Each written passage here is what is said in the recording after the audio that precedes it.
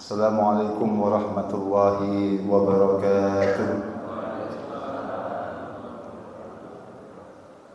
Bismillahirrahmanirrahim. Alhamdulillahi rabbil alamin. Allahumma salli wa sallim wa barik wa karrim ala nabiyyina Muhammad wa ala alihi wa ashabihi ajma'in. Subhanaka la ilma lana illa ma 'allamtana innaka antal alimul hakim. Nawayna at-ta'allum wat-ta'lim ibtigha'a mardatillah wa qurbihi wa thawabihi subhanahu wa ta'ala. Allahumma akrimna bi nuril fahmi wa akhrijna min dhulumatil wahmi wa zidna 'ilma bi rahmatika ya arhamar rahimin. Amma ba'du.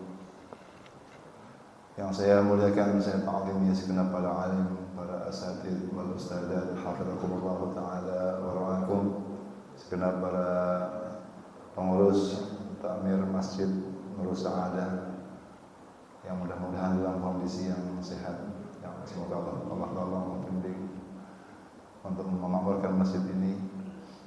Yang saya muliakan segenap para jamaah salat subuh, para ayah, para bunda yang berbahagia, yang mudah-mudahan semuanya dalam kondisi sehat walafiat, dalam kondisi yang berbahagia, dalam kondisi yang diridhai Allah Subhanahu wa taala. Amin ya rabbal alamin. Kita bersyukur kepada Allah, alhamdulillah pagi hari ini Allah Subhanahu wa taala memberikan hidayah, taufik kepada kita untuk kembali hadir di tempat ini, salat subuh berjamaah, diteruskan dengan zikir, diteruskan dengan thalabul ilmi, dan begitulah orang beriman, dia akan berpindah satu kebaikan-kebaikan yang lainnya. Habis salat berjamaah, mungkin sebelumnya ada qiyamul lail, teruskan zikir, thalabul ilmi, nanti kerja lagi yang halal, terus begitu. Itu seperti yang disampaikan Nabi kita Muhammad SAW, beliau pernah bersabda, la yashba'ul mu'minu minal khair. Orang beriman itu tidak akan pernah kenyang dengan kebaikan, tidak akan pernah merasa puas dengan berbuat baik. Sampai kapan? Hatta yakuna muntahul jannah, sampai dia masuk surganya Allah Subhanahu wa ta'ala. Mudah-mudahan ya langkah kita ke tempat ini diridhai Allah Subhanahu wa ta'ala, diterima Allah Subhanahu wa ta'ala, dan semoga kita diberikan Allah istiqamah sampai nanti wafat husnul khatimah. Amin ya rabbal alamin. Salawat dan salam semoga tercurah untuk Nabi Agung Muhammad sallallahu alaihi wasallam, kepada keluarga dan juga para sahabat beliau dan yang mengikuti beliau sampai akhir zaman. Semoga kita semua termasuk hamba-hamba Allah yang dipilih, semakin hari semakin cinta kepada beliau, ingin mengamalkan sunnah-sunnahnya, memperjuangkan agamanya, dan semoga kita bisa berjumpa dengan beliau, berkumpul dengan beliau di surganya Allah Subhanahu wa ta'ala. Amin ya rabbal alamin. Bapak Ibu yang saya muliakan, saya ta'zimi, kita bersyukur ini kita ada di bulan apa? Dzulqa'dah ya, Dzulqa'dah. Sebentar lagi kita akan memasuki bulan Dzulhijjah.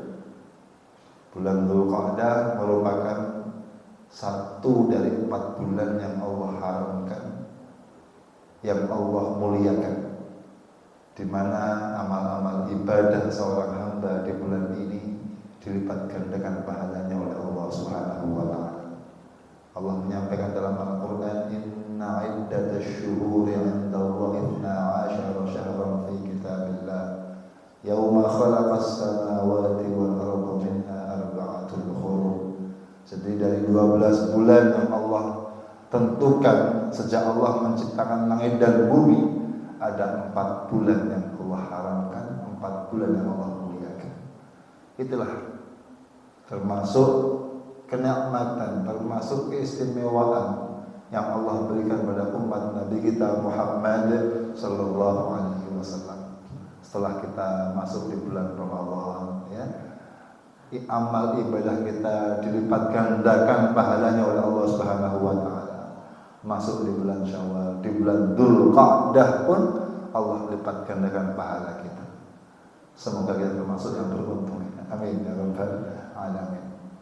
Dan bulan Dzulqa'dah ini banyak sejarah panjang kalau kita merenung kejadian-kejadiannya.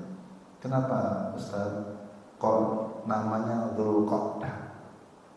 Orang Arab itu biasanya mereka memberi nama suatu bulan ya atau hari biasanya karena ada kejadian khusus atau ada munasabah, kesesuaian begitu. Contoh Nabi lahir apa di tahun gajah, betul ya? Beliau lahir di Rabiul Awal. Ya, kebanyakan orang mengatakan 12 kali Rabiul Awal. Kenapa kok disebut tahun gajah?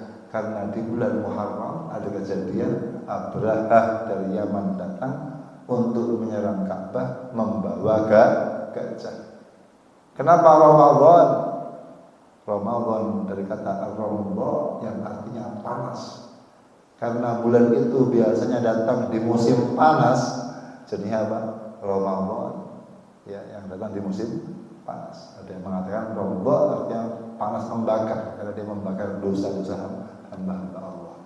Nah, kalau Dzulqa'dah, kata qa'ada itu artinya dalam bahasa Arab artinya duduk, tidak pergi.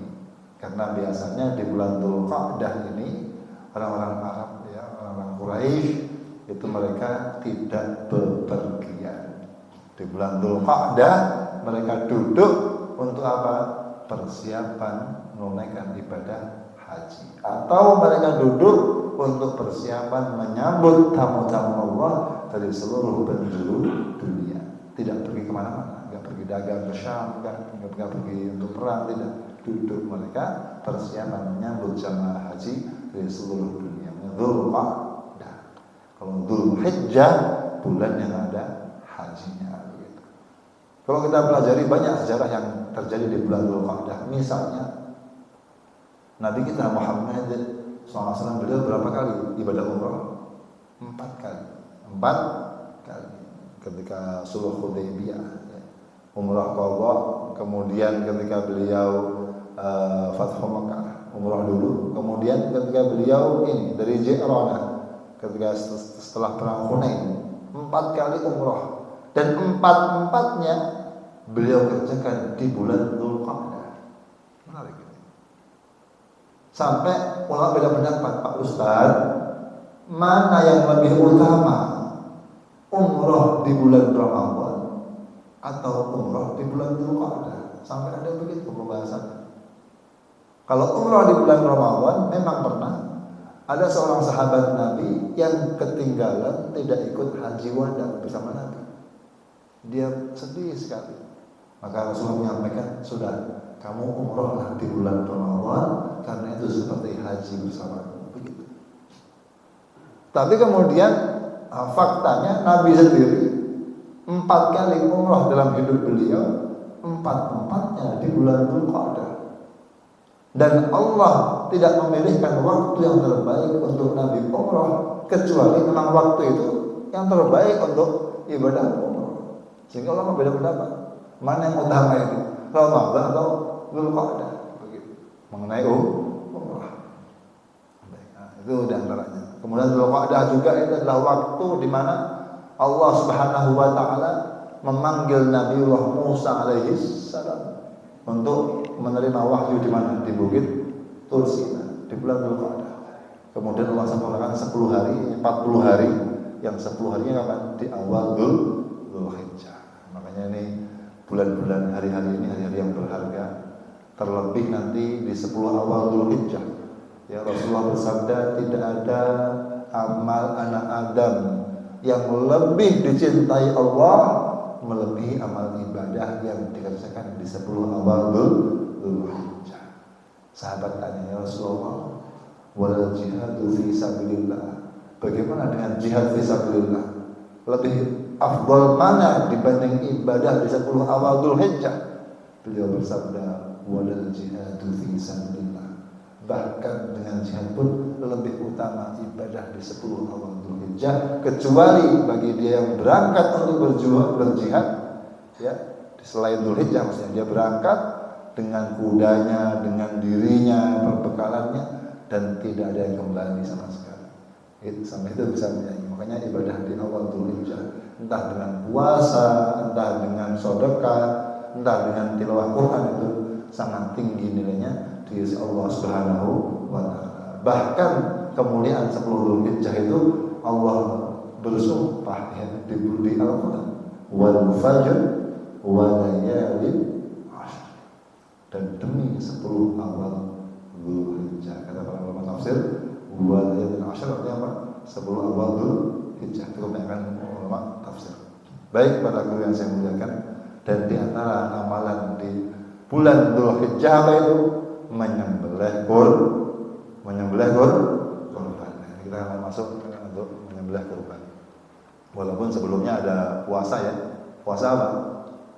Puasa Arafah. Ini hari yang paling istimewa. Ya, itu puasa Arafah. Rasulullah bersabda, siapa yang puasa di hari Arafah, ahtasibu 'ala Allah. Saya berharap kepada Allah agar dia diampuni dosa yang sudah lewat dan yang akan datang. 2 tahun. Kalau Asyura setahun, kalau Arafah 2 tahun. Pak Ustaz, kalau dosa yang sudah lewat, yaitu mafhum, bisa dipahami. Dosa yang akan datang bagaimana? Kan belum dikerjakan. Dosa yang akan datang kan belum dikerjakan. Ada yang mengatakan, kata para ulama, maksudnya apa? Kata para ulama, maksudnya adalah dia setahun yang akan datang akan dijaga oleh Allah, sehingga apa? Tidak berbuat dosa-dosa yang bisa menghancurkannya, bisa merusakkannya. Kalau dosa kecil ya dia akan diberikan taufik Allah untuk segera taubat, begitu akan dijaga dari dosa. Ada yang mengatakan dalam kitab yang itu menarik. Ini ya kabar gembira, insya Allah yang puasa 9 Dzulhijjah, insya Allah masih hidup setahun lagi. Katakan diampuni apa? Saya yang akan datang, setahun yang akan datang. Pak Ustaz nggak mati dong. Ya itu adalah suatu kabar gembira. Ya. Tapi itu sudah ya, kalau kematian kan sudah takdirnya Allah. Jadi seperti dalam hadis ya. Dalam Bukhari ada hadis begini, la yaruddul qadar illa du'a. Tidak ada yang bisa menolak takdir kecuali doa. Pak Ustaz, kalau takdir saya itu misalnya ini enggak beristri, saya doa jadi beristri, berarti berubah dong takdir saya. Enggak begitu maksudnya. Kata Imam Al-Iraqi dalam syarah hadis ini, beliau mengatakan maksudnya tidak ada yang merubah takdir kecuali doa. Apa maksudnya? Maksudnya adalah doa itu bagian dari takdir. Karena takdir yang Allah itu ada 2, ada yang mubrah sudah di Lauhul Mahfuz, enggak mungkin berubah. Ada yang mu'allaq di langit dunia. Yang mubrah enggak mungkin berubah. Ya kan, wa indahu ummul kitab. Maksudnya doa itu bagian dari takdir bagaimana? Begini, seandainya ada orang itu dia takdirnya akan berangkat haji, maka Allah akan takdirkan dia selalu minta, ya Allah saya pengen berangkat haji, ya Allah doa terus. Jadi dia berangkat haji. Tapi kalau takdirnya itu enggak berangkat, doa pun lupa. Doa pun lupa, bagi Allah, ya Allah saya pengen ngantuk tidur gitu kan. Itu lupa. Makanya ada seorang ulama itu mengatakan begini, ketika beliau membaca hadis pada muridnya, siapa yang baca bismillahirrahmanirrahim la yadurru, seluruh riwayat yang lain, fa in tawallahu hasbunallahu la ilaha illahu, ya pagi hari 7 kali akan Allah jaga, ya dia tidak akan apa? Tidak akan ada bahaya yang bisa tidak akan ada sesuatu yang bisa mencelakai dia di hari itu, begitu. Baca pagi, dijaga sampai sore sampai pagi lagi. Itu muridnya heran, bengong. Pak Ustadz ini benar apa tidak ya? Karena saya lihat ustadznya lumpuh. Dia mengatakan yang baca doa tadi akan dijaga sampai sore. Lah beliau sendiri loh lumpuh gitu. Maka beliau mengatakan, gurunya itu paham, wahai muridku, jangan kamu bingung, jangan kamu lihat saya. Di hari ketika saya itu kecelakaan, saya lumpuh ini. Di hari itu saya lupa. Lupa. Ini takdirnya apa? Pasti lupa. Jadi ini kabar gembira dari Allah ya, insya Allah itu seperti itu. Jadi mudah-mudahan kita semua diberikan taufik oleh Allah ya, paling enggak tanggal 9 puasa, insya Allah. Kalau bisa malah sebelumnya itu amal-amal soleh, 8, 9 itu puasa tarawiyah dan Arafah. Baik, kalau di Hadramaut di Yaman itu biasanya tanggal 9 itu di samping puasa, nanti pas orang wukuf itu mereka juga di tengah lapang, ikut duduk di tengah lapang, kemudian doa, sama-sama doa. Itu jadi tasyabuh, ya, menyerupai yang di Arafah itu. Enggak sama, tapi menyerupai ikut doa, namanya tasyabuh di Arafah. Dan itu ternyata setelah saya cek gitu, banyak yang mengesahkan para ulama, termasuk tabi'in, Hasan Basri dan yang lain-lain itu. Kalau Arafah, sore Arafah itu mereka mengundang jamaahnya, ayo kita kumpul, kita doa. Jamaah haji di Arafah sedang wukuf, doa, kita pun doa di sini, ikut-ikutan mereka. Ya, karena dalam hadis, man tasyabbaha biqaumin fahuwa minhum, yang menyerupai satu kaum yang akan termasuk golongan mereka begitu. Jadi menyerupai seolah seperti mereka. Tapi jangan dibalik, Pak Ustaz, berarti wukufnya di semampir, enggak begitu. Ini hanya menyerupai. Baik, kita akan bahas mengenai kurban ya. Para guru yang saya muliakan, ini kurban itu apa sih hikmahnya kurban? Ini kalau fikihnya sudah sering kita dengar ya fikihnya. Hikmahnya kurban di antaranya adalah agar kita mengenang pengorbanan sosok mulia. Siapa itu? Nabiullah Ibrahim alaihi salam, di mana Allah Subhanahu wa taala menyuruh beliau untuk apa? Untuk menyembelih putranya. Putra yang sudah lama dinantikan oleh beliau. Ya. Tapi Allah ingin tunjukkan sosok ya Nabi Ibrahim yang berani mengalahkan nafsunya, berani mengalahkan keinginannya untuk mengikuti perintah Allah Subhanahu wa taala. Walaupun berat.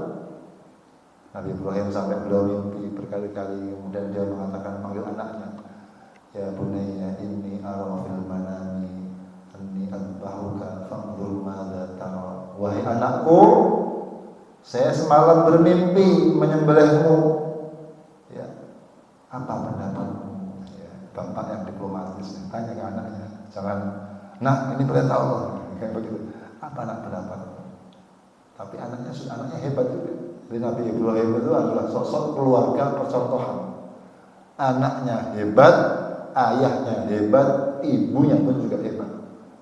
Ya, ibunya siapa? Hajar ya. Ditinggal oleh Nabi Ibrahim di tempat yang tandus, tidak ada sumber kehidupan, air pun nggak ada.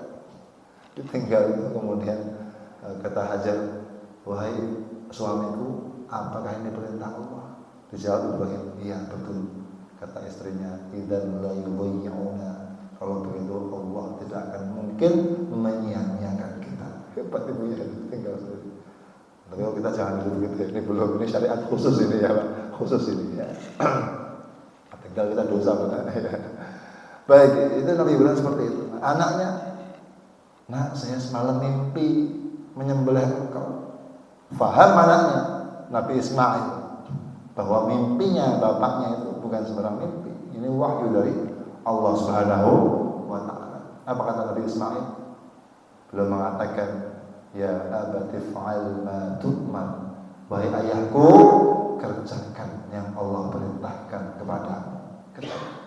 Satajiduni insyaallah minas sabirin. Insyaallah saya akan termasuk hamba-hamba Allah yang sabar. Pak Ustaz, kenapa kok beliau mengatakan insya Allah saya sabar? Tapi saya beliau mengatakan insya Allah saya termasuk hamba-hamba Allah yang sabar. Apa hikmah di sini? Kata para ulama, Nabi Ismail ini sudah sering diberi cerita oleh bapaknya tentang kisah-kisah hamba-hamba Allah sebelumnya yang sabar-sabar dalam menaati perintah Allah Subhanahu wa Ta'ala. Sehingga anak yang masih kecil itu dia mengatakan, insya Allah saya termasuk mereka yang sabar-sabar itu. Makanya penting juga di rumah, ya anak kita diajari kisah, jangan dongeng, kisah ya orang soleh, supaya mereka tuh ada ingin meniru mereka begitu. Makanya kata Imam Junaid bahwa kisah orang soleh itu apa? Jundun min junudillah, termasuk pasukannya Allah itu kisah orang soleh untuk menguatkan hati orang-orang yang beriman kepada Allah. Baik. Kemudian perintah mengenai kurban itu banyak, hikmahnya banyak. Perintahnya diantaranya di samping hadis ya, itu juga dalam Al-Qur'an. Allah berfirman, "Inna a'tainakal kautsar fasholli li rabbika wanhar inna syani'aka huwal abtar." Ini ayat ini asbabun nuzulnya yaitu orang-orang musyrikin Makkah, mereka menghina Nabi. Apa kata mereka? Muhammad itu mandul, nggak punya anak laki-laki. Gitu kata mereka.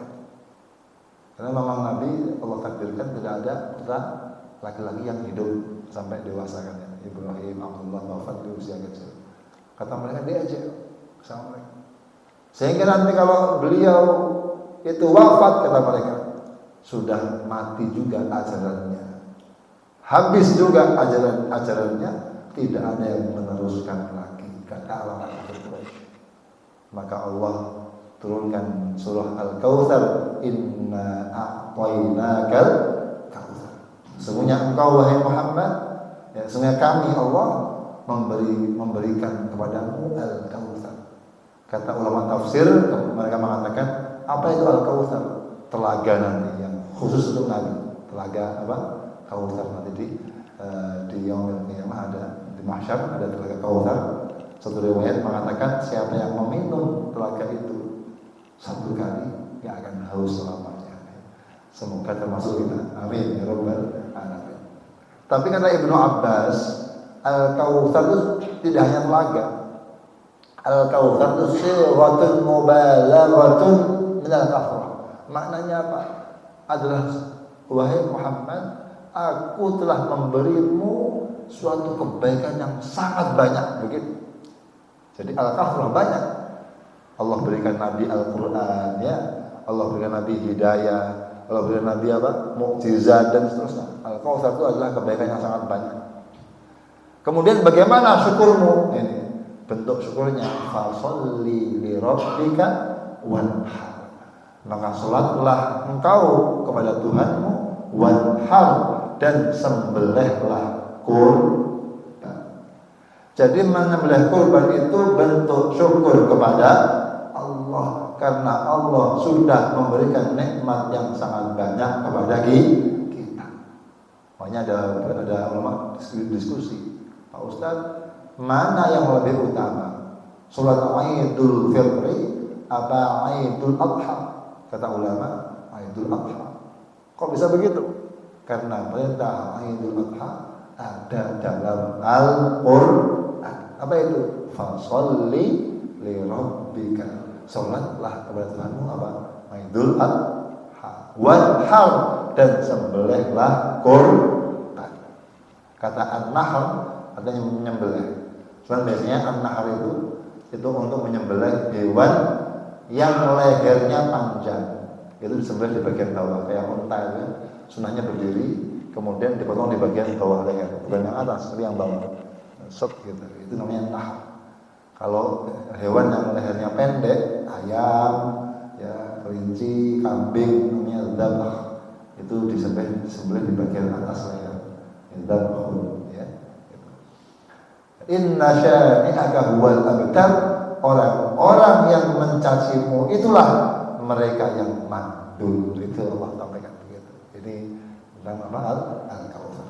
Baik, ayah bunda, para jemaah yang saya muliakan, Jadi kurban itu adalah suatu hal yang Allah perintahkan.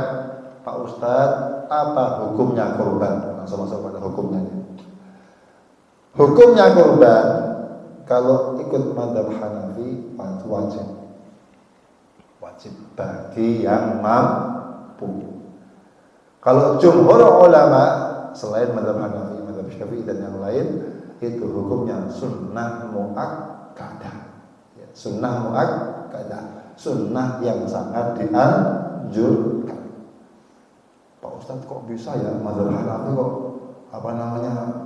mewajibkan? Memang ada beberapa hadis yang tegas ya. Di antaranya apa? Rasulullah menyampaikan, "Man kanat lahu sa'ah wa lam yudhhi fala yakrabanna musallana," atau kama Rasulullah SAW. Siapa yang punya kelonggaran, punya keluasan rezeki, rumahnya ada, kendaraannya ada, untuk makan keluarga masih cukup, punya kelebihan, kok tidak kurban? Siapa yang punya kelonggaran kok nggak kurban? Rasul menyampaikan, fala yakrabanna musallana, jangan dekat-dekat ke tempat sholat kami, menjauh saja. Dekat suruh pergi, menjauh, jangan dekat-dekat ke tempat sholat kami. Fala yakrabanna musallana, tegas. Ini dalil mazhab Hanafi yang mengatakan wajib. Tapi kalau jumhur mazhab Syafi'i ini hukumnya sunnah. Apa dasarnya kok bisa mengatakan sunnah ya? Dasarnya banyak, beberapa hadis ya, di antaranya Rasulullah bersabda dalam sebuah hadis, kutiba alayyan nahru wa laysa biwajibin alaikum, bahwa kurban ini hukumnya sunnah, wajib bagi saya dan sunnah bagi kalian. Jadi wajib untuk Nabi, tapi sunnah untuk umatnya. Kemudian juga beberapa hadis yang lain, di antaranya di Sahih Muslim ya, siapa yang masuk di 10 awal bulan Dzulhijjah dan dia ingin untuk berkurban, maka jangan sampai dia memotong rambutnya, memotong kukunya. Ini hadis sahih. Kemudian Pak Ustadz, berarti yang disuruh untuk enggak motong rambut hanya yang ingin kurban. Berarti apa? Kurban itu bagi yang menghendaki untuk kurban. Oh, kalau begitu tidak wajib. Hukumnya apa? Sunnah muakkadah, tapi sunnah yang sangat dianjurkan. Kenapa sangat dianjurkan? Banyak hadis.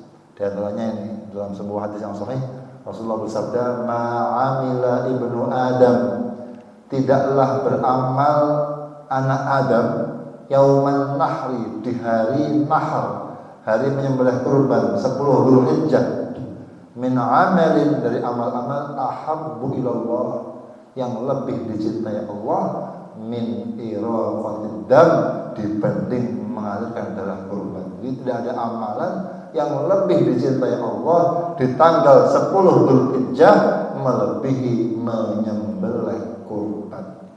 Pak Ustadz, berarti yang intinya itu menyembelih kurban. Iya.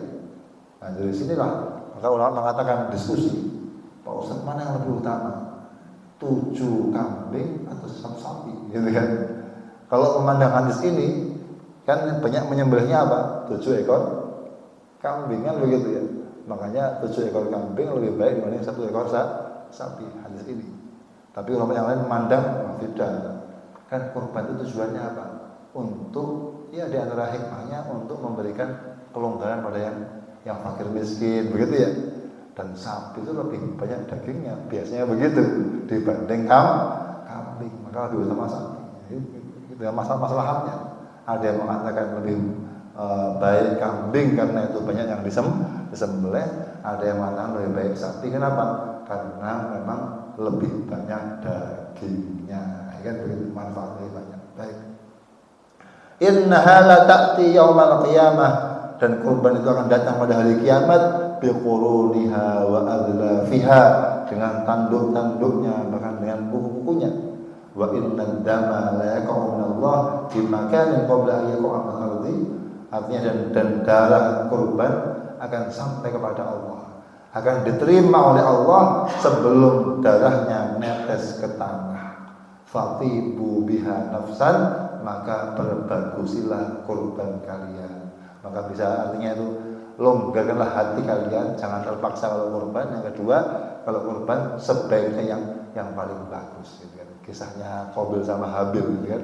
Kalau Qabil karena dia petani, dikasihnya apa? Kurban untuk Allah, tanaman yang busuk ya. Kalau Habil kurbannya apa? Dia peternak, dikasih kambing yang paling bagus. Akhirnya apa? Allah terima kurbannya Habil ya. Satu yang paling baik, kedua hatinya ikhlas ya.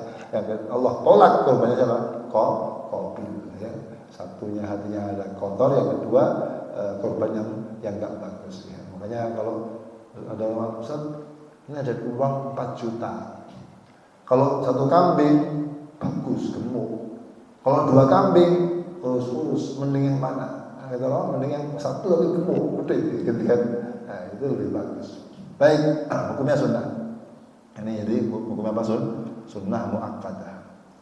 Kemudian dan dia tidak jadi wajib kecuali bil iltizam, kecuali dinadarkan. Dan ini dalam mazhab Syafi'i ya, hukumnya sunnah bagi yang hendak kurban untuk tidak memotong rambutnya, kukunya ya di 10 awal Dzulhijjah. Kenapa? Rasulullah bersabda, "Idza ra'aitum hilala Dzulhijjah wa arada ahadukum an yudhhiya falyumsik an sya'rihi wa adfarihi," rawahu Muslim. Siapa yang ingin melihat hilal Dzulhijjah, ini nunggu kementerian apa? Agama ya. Siapa yang melihat hilal Dzulhijjah dan ingin kurban, jangan memotong rambut dan kukunya. Ini hadis riwayat Muslim. Walaupun hadis ini juga banyak ulama seperti mazhab Hanafi tetap tidak makruh. Mazhab Syafi'i makruh memotong rambut, tapi mazhab Hanafi tidak makruh. Kenapa? Karena ini hadis dari Sayyidah Maimunah. Sayyidah Aisyah enggak sepakat. Kata beliau, hadis ini Nabi tujukan kepada mereka yang ibadah ihram.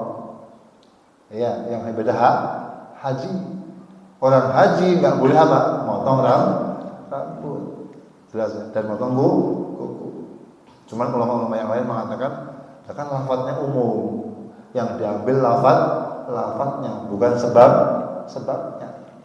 Jelas ya? Ini kaidah tafsir ini ya. Contoh misalnya begini. Ada sahabat Nabi di tengah lautan. Dia mau wudu, air sedikit, ya kan? Bingung dia, boleh nggak wudu pakai air laut? Kalau dia nggak boleh, dia bingung, airnya cuma sedikit yang dia bawa, nanti nggak bisa minum. Tanya, ya Rasulullah, dia ke Madinah tanya, boleh nggak berwudu pakai air laut? Apa hukumnya? Kan beda rasanya, asin gitu kan ya, beda sama air biasa, bukan air tawar. Maka beliau bersabda, Rasul menyampaikan, ma'ul bahri tahuru ma'uhu al-hillu maitatuhu. Air laut itu airnya suci, bangkainya halal. Pak Ustaz, itu suci apa khusus dalam kondisi yang tadi itu, orang yang enggak punya air itu, yang di tengah laut enggak ada air, apa sampai saat ini pun dalam kondisi yang normal tetap boleh wudu pakai air laut? Ya boleh, karena lafadznya umum begitu. Jadi makanya di sini lafadznya umum. Pokoknya siapapun yang pengen kurban, ya jangan motong rambut sama kuku. Maka kalau kita bisa menahan diri, ya sebaiknya seperti itu. Walaupun mazhab Hanafi mengatakan tidak masalah, tapi mazhab Syafi'i dan ulama yang lain makruh bagi yang mau kurban motong kuku, motong rambut di 10 awal Dzulhijjah. Pak Ustaz, yang makruh apa semua keluarganya? Apa cukup yang mau kurban? Makruh bagi yang mau kurban saja. Ya, bapaknya maksudnya, ya kan, yang mau kurban. Atau kalau yang kurban anaknya. Ya, jadi satu kambing bisa untuk satu keluarga, tapi yang kurban lah yang dapat pahala, dan dia yang yang makruh untuk potong rambutnya. Kalau anaknya yang lain-lain tidak makruh. Baik. Kemudian kita akan sunnah bagi yang kurban kalau dia mampu untuk menyembelih sendiri hewan kurbannya. Bagi yang mampu, Pak Ustaz, lihat darah udah takut saya kan gitu ya. Lihat darah udah takut menyembelih sendiri. Ya. Kalau nggak mampu sendiri, sunnahnya menyaksikan ketika kambingnya atau sapinya atau atau untanya disembelih. Dia lihat, boleh dia wakilkan, cuman pas kambingnya disembelih dia ikut menyaksikan. Ini hadisnya Rasulullah pernah bersabda kepada Fatimah, dia perempuan, beliau perempuan, nggak nyembelih sendiri, diwakilkan. Maka Rasulullah menyampaikan, wahai Fatimah, qumi ila udhiyatiki washdadiha. Wahai Fatimah, bangun, lihat itu, saksikanlah itu kambingmu disembelih. Lihatlah, ikut menyaksikan. Fa innahu bi awwali qatrah min daniha yughfar laki ma salafa min dhunubika. Karena dari mulai awal tetesan darah mengalir dari korban itu, dosamu yang sudah lalu diampuni Allah Subhanahu wa taala. Ikut melihat, menyaksikan begitu. Ini sunnah ya. Bahkan banyak Nabi itu sangat kuat. Satu riwayat Nabi itu pernah menggiring 100 ekor unta untuk korban, dan beliau sembelih dengan tangan beliau sendiri yang mulia berapa? 63 ekor. Sembelih sendiri. Kuat Nabi itu ya, nyembelih 63 ekor unta. Dan yang sisanya beliau serahkan kepada sahabat Ali bin Abi Thalib yang 37 ekor yang lainnya. Baik. Kemudian wala tasihhu, dan kurban enggak sah kecuali dari 3 jenis hewan ya. Satu ibil, unta, yang kedua bakor, sapi dengan semua jenisnya, yang ketiga kambing dengan segala jenisnya ya. Dan tidak pernah dinukil dari Nabi beliau kurban dengan selain 3 jenis hewan ini ya. Ini namanya al-an'am. Itu unta, sapi dan kambing ya. Sama seperti zakat. Pak Ustadz, boleh nggak pakai rusa? Nggak boleh ya, nggak boleh ya. Hanya satu riwayat dari Ibnu Abbas membolehkan bagi yang miskin-miskin itu ya, yang penting ada yang diajarkan darahnya lah. Walaupun mentok nggak boleh gitu. Itu bagi yang nggak mampu. Diambil dari apa? Dari hadis ini, sholat Jumat ya.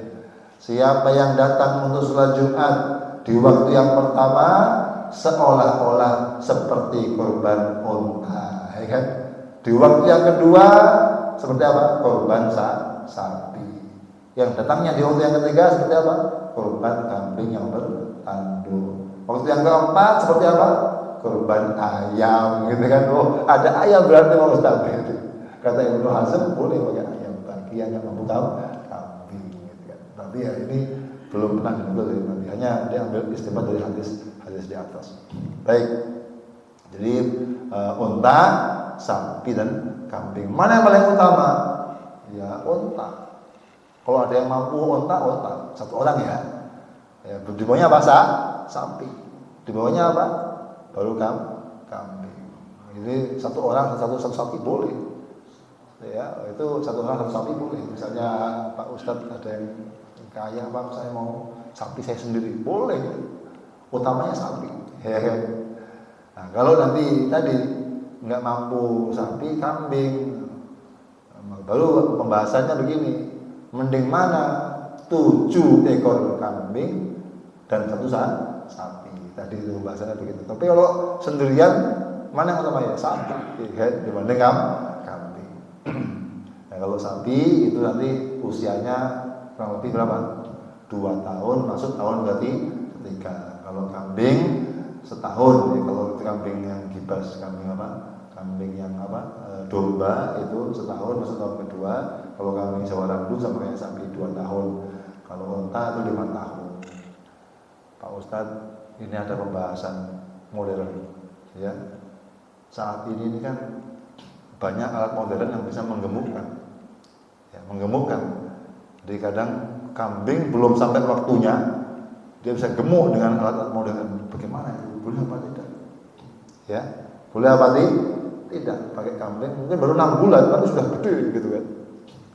Saya lihat beberapa fatwa ulama Eropa itu membolehkan. Ini kasus kontemporer ya, karena sudah besar gitu kan. Tapi ya aslinya begitu. Aslinya kambing itu ya kalau gibas, kalau kambing domba setahun. Jawa Randu berapa? 2 2 tahun, sapi 2 tahun. Hanya satu riwayat yang ada yang mengatakan kambing domba boleh 6 bulan, minimal 6 bulan. 6 bulan. Baik, kalau Jawa Randu minimal setahun. Tapi yang muktamad harus 2 tahun, domba 1 tahun. Jelas ini mengenai usia. Pak Ustadz harus powel apa tidak? Nah ini, powel dan usia ini adalah salah satu ciri baliknya hewan. Kayak manusia ini. Manusia ini balik dengan 2 kan? Bisa dengan ikhtilaf mimpi junub kan balik, ya. Atau dengan usianya 15 tahun. Sama dengan hewan juga sama. Bisa dengan powel, giginya itu tanggal. Bisa dengan apa? Usia. Kalau sudah powel tanggal, walaupun usia belum masuk, sudah boleh. Jadi baliknya itu dengan powel atau dengan usia. Kalau udah usia, kambing domba setahun, kambing Jawa 2 tahun. Kalau dengan powel, jadi bisa dengan powel, itu boleh. Jadi itu usia baliknya hewan. Ya. Baik, Pak Ustadz, boleh nggak pakai kambing yang dikebiri? Boleh. Nabi itu pernah korban dengan kambing yang dikebiri. Ya, goha bikam syairi makjua ini kan itu hilang satu, telurnya itu hilang. Ada yang kurang dagingnya. Nah, kalau orang-orang Arab atau orang ulama, daging yang bagian itu tuh nggak dianggap lah begitu. Yang kedua katanya kalau dia dikebir itu semakin lebih gemuk, makanya boleh untuk apa? Untuk kurban. Baik. Kemudian sapi, unta itu bisa untuk apa? 7 orang. Tapi kalau kambing hanya untuk satu orang. Pak Ustadz, boleh nggak? Misalnya nih, satu masjid nggak ada yang mampu beli kambing, patungan lah, masing-masing 40.000. Boleh nggak kambing satu untuk banyak orang? Nggak boleh. Kambing satu orang. Hanya boleh nanti latihan kurban kayak di sekolah SD itu, Pak. Ya kan, latihan kurban, patungan nanti atas nama 1 orang, begitu. Boleh. Tapi kalau kambing satu untuk banyak orang tidak boleh. Wasyatu an wahidin, kambing 1 untuk 1 orang. Kemudian beberapa syaratnya sudah bisa dipahami ya. Nggak boleh yang ada aibnya, aib yang bisa mengurangi apa? Daging ya, seperti yang ajofa, yang pincang ya, terpotong sebagian telinganya ya. Kemudian yang buta matanya sampai tampak putihnya itu sakit kudis, atau yang sapi gila itu ya, itu semuanya hal-hal yang tidak boleh dipakai untuk kurban yang bagus lah ya begitu. Tapi kalau yang sakitnya sedikit seperti kudis tapi sedikit yasir ya, atau buta sedikit hanya melipis matanya, itu masih diperbolehkan. Tapi sampai buta total itu sudah nggak boleh untuk kurban. Jelas nih, ini beberapa kaitan dengan kurban. Boleh, itu kan bagian dari sapi. Ya, kerbau itu bagian dari sapi, boleh. Kayak di Kudus itu, Menara Kudus itu, kalau salah masih kerbau ya, masih dari kerbau. Karena dulu Sunan Kudus itu menghormati orang-orang Hindu yang sangat menghormati sapi, gitu ya. Jadi beliau tidak pakai sapi, beliau pakai kerbau. Jadi itu bentuk hikmah dalam berdakwah ya. Jadi untuk menjaga perasaan orang Hindu yang memuliakan sapi, maka pakai kerbau. Boleh. Jelas nih ya. Waktunya kapan menyembelih kurban? Waktunya ketika matahari sudah naik sedikit ya, setontak itu masuk waktu duha ya, di tanggal 10 Dzulhijjah, sampai lewat waktu yang cukup untuk sholat 2 rakaat dan dua khutbah yang ringan ya. Itu nanti baru boleh untuk kurban. Rasulullah bersabda dalam sebuah hadis, awwalu ma tabda'u bihi fi yaumina hadza nusalli tsumma narji' fananhar. Jadi waktu yang boleh untuk kurban, kata Nabi, kita sholat dulu, kita kembali setelah khutbah, baru nyembelih kurban. Faman fa'ala dzalika, siapa yang berkurban setelah kita sholat Aid, faqad asaba sunnatana, dia telah mendapatkan sunnah kurban, sunnah kami. Tapi waman dabaha qabla dzalik, korbannya sebelum itu, fa innama huwa lahmun, itu daging biasa yang dia kerjakan yang sedekah biasa begitu, bukan sebagai korban. Dan korbannya adalah ibadah yang perlu niat. Pak Ustadz, boleh tidak korban atas nama orang tua saya yang sudah meninggal dunia? Korban ini ibadah, perlu niat, ya. Yang sudah wafat tidak bisa niat. Terus bagaimana? Korbannya atas nama yang masih hidup, yang bisa niat, nanti pahalanya dihadiahkan kepada yang sudah wafat. Ini boleh. Nabi pernah korban kambing. Beliau mengatakan, ya Allah, hadza minni, ini terimalah ini untuk aku, untuk keluargaku, dan untuk umatku, ya kan? Maka kata para ulama, bagi yang miskin, yang nggak mampu, nggak bisa korban, jangan sedih, jangan khawatir, Anda sudah dikurbani Nabi kita Muhammad Sallallahu Alaihi Wasallam. Ini pahalanya, bukan korbannya. Jelas nih, jadi dihadiahkan pahalanya itu boleh. Tapi kalau korbannya harus atas nama yang masih hidup, karena dia perlu niat, ya. Jelas ya? Ini masih ada banyak beberapa pembahasan. Mungkin supaya enak diskusi aja. Ada waktu atau masih ada? Berapa menit? Oke. Mau tanya jawab apa terus lanjut? Tanya jawab. Oke, monggo silakan. Waalaikumsalam warahmatullahi wabarakatuh. Oke.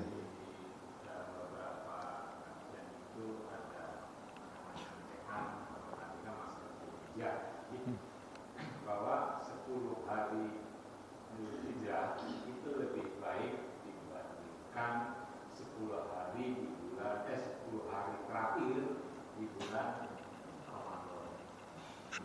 Yang ingin saya tanyakan kan, kalau di Ramadan itu kan ada 10 malam Qadar. Iya. Itu perbandingannya biasanya gimana? Jazakumullah khairan, insyaallah. Jadi ulama ini sampai membahas ini mana yang paling utama ya. Walaupun sebenarnya masing-masing punya keutamaan masing-masing. Hanya ulama itu berbeda pendapat dalam menafsirkan ayat walayalin ashr dan malam-malam yang 10. Ini malam apa? Gitu loh. Ya, ada yang mengatakan oh itu malam 10 akhir Ramadan. Ada yang mengatakan oh itu 10 awal Dzulhijjah. Begitu. Ada yang mengatakan 10 awal Muharram. Jadi ini beda pendapat nukilan dari riwayat para sahabat. Itu yang pertama. Yang kedua, memang saya mengambil pendapatnya kalau nggak salah Al-Hafidz Ibnu Hajar Al-Asqalani. Kalau malam-malamnya ini lebih utama 10 akhir Ramadan, malam-malamnya. Tapi kalau siang harinya, kata ulama, lebih utama 10 awal Dzulhijjah. Kenapa? Di awal Dzulhijjah itu 10 awalnya ada puasa, ada haji, ya kan? Ada ibadah haji, ada ibadah yang lain-lain, ada takbir dan lain-lainnya.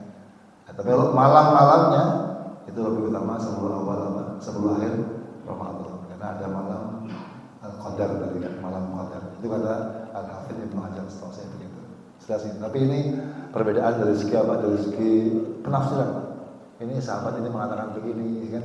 Itu beda penafsiran dari ayat walayalin ashr. Tapi ya intinya masing-masing punya keutamaan masing-masing, gitu. Jelas kan? Jadi ada keutamaan masing-masing. Monggo lagi.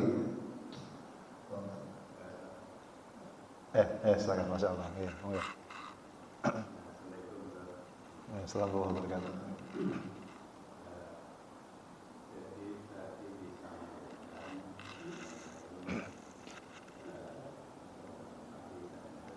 wabarakatuh. Korban sapi kambing.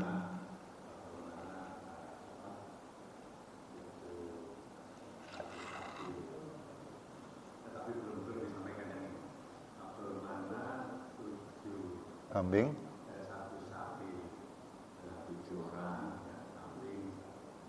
Iya. Jadi memang mungkin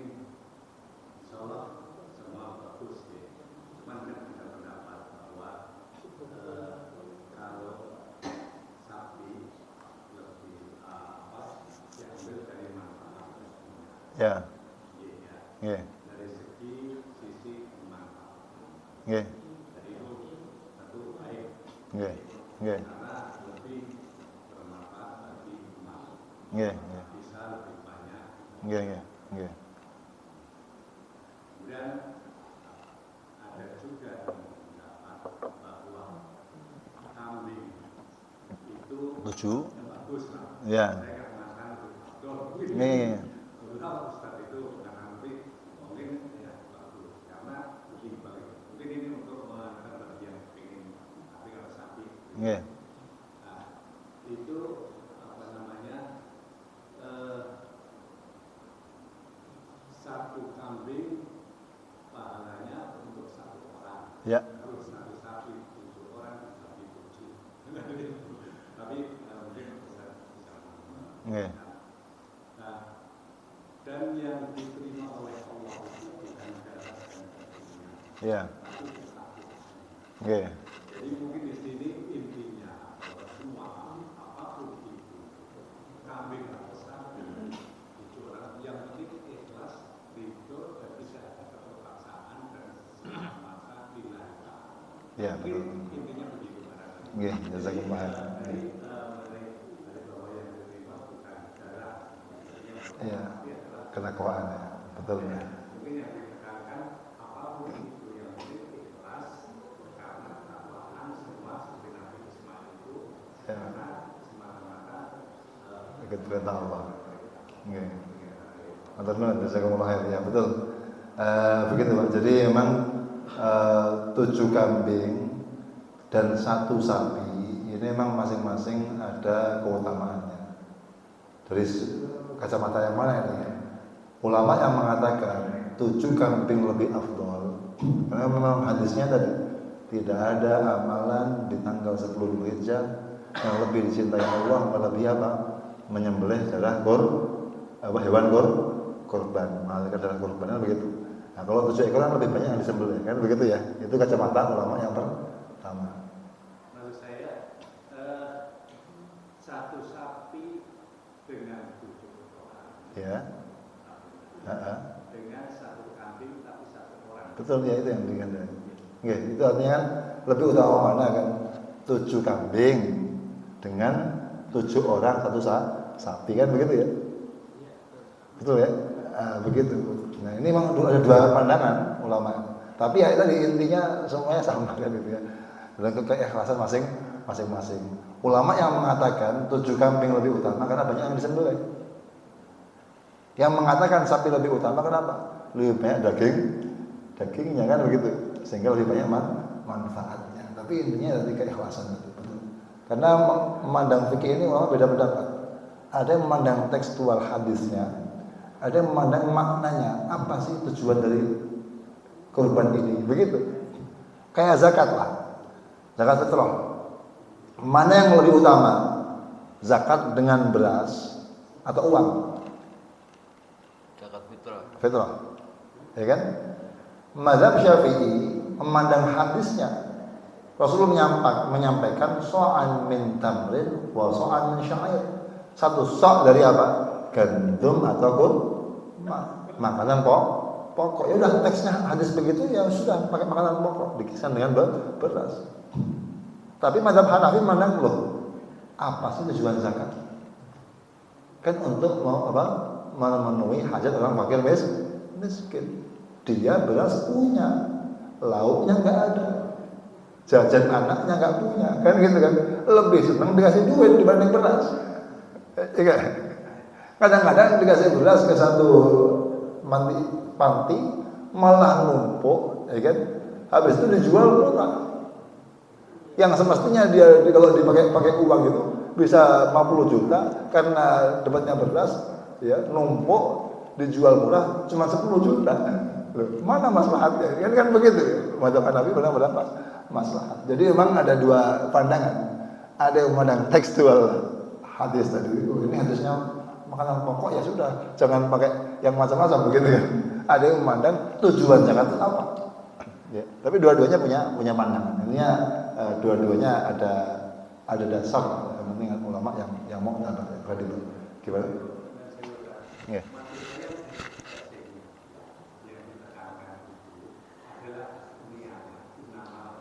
Biniat, iya. maksudnya bukan masalah Iya.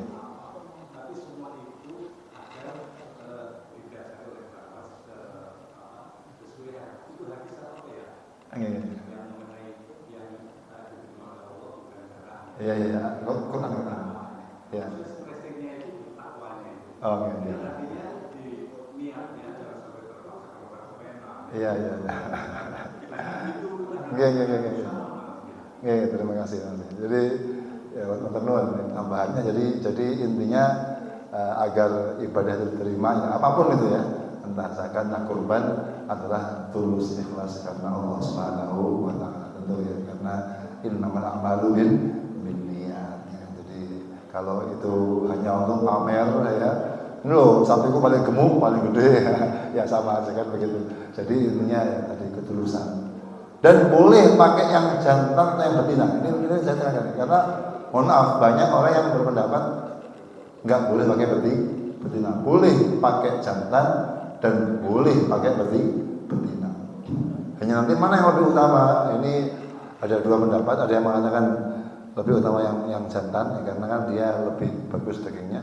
Ada yang mengatakan ini nukilan Imam Syafi'i dinukil dalam kitab Al-Majmu' Syarah Muhadzab mengatakan betina afdal karena lebih lembut dagingnya dibanding yang jantan. Ala kulli hal yang kalau kebanyakan sih mengatakan jantan ya karena kan betina untuk produksi kan begitu. Tapi dua-duanya boleh. Misalnya ini ada uang cukup buat kambing jantan, cuma kurus sekali kan dagingnya sedikit.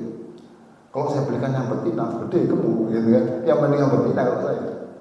Karena dua-duanya boleh pakai yang jantan dan boleh pakai yang betina. Jadi nggak ada masalah ya. Mau yang jantan betina itu boleh. Nanti dan yang penting lagi nanti ada panitia itu sifatnya bukan pemilik korban tapi wakil dari pemilik korban. Jadi kalau mau ambil apa harus izin kepada sohibul korban. Ini penting sekali. Kalau di beberapa tempat panitia itu pakai dana yang lain, infak yang lain, bukan dari daging itu. Nah, nanti pembagiannya dibagi tiga, sepertiga biasanya untuk sohibul korban, sepertiga untuk fakir miskin, sepertiga untuk tangga-tangga yang lain-lain yang dia mungkin intinya saya ingin dikasih apa? Daging korban. Tapi yang wajib minimal ada satu bagian yang masih mentah diberikan kepada orang fakir miskin. Inilah bedanya dengan akikah. Kalau akikah itu kan dalam kondisi matang, tapi kalau kurban wajib ada yang diberikan kepada fakir miskin dalam kondisi mentah. Ya, jelas ya? Cukup ya? Mudah-mudahan apa yang kita kaji Allah ridhai, Allah berkahi. Mohon maaf banyak kurangnya, nanti ada diskusi bisa diskusi mengenai kurban yang agak panjang, mengenai bagaimana kulitnya dan lain-lain. Baik, kita doa kepada Allah, mudah-mudahan apa yang kita kaji Allah ridhai, Allah berkahi, menjadi ilmu yang bermanfaat fid dunya wal akhirah. Bismillahirrahmanirrahim. Alhamdulillahirabbil alamin. Allahumma shalli wa sallim ala sayyidina Muhammad wa ala alihi washabbihi ajma'in. Rabbana zalamna anfusana wa in lam taghfir lana wa tarhamna lanakunanna minal khasirin. Allahumma ya ghani ya hamid mudi ya mu'id ya rahim ya wadud aghnina bihalalika an haramik an ta'atika an ma'siyatik wa bifadlika an siwak. Rabbana ighfir lana wa li walidayna warhamhum kama rabbawna shighara. Allahumma inna nastawdi'uka ma 'allamtana faraddahu ilayna 'inda ihtiyajina ilayhi. Rabbana atina fid dunya hasanah wa fil akhirati hasanah wa qina 'adzabannar. Wa sallallahu ala sayyidina Muhammadin walhamdulillahi rabbil alamin. Al-Fatihah. Bismillahirrahmanirrahim. Alhamdulillahi rabbil alamin. Ar-Rahmanir Rahim. Maliki yaumiddin. Iyyaka na'budu wa iyyaka nasta'in. Ihdinas siratal mustaqim. Banyak khilafnya, banyak kurang, mohon dimaafkan. Wassalamualaikum warahmatullahi wabarakatuh.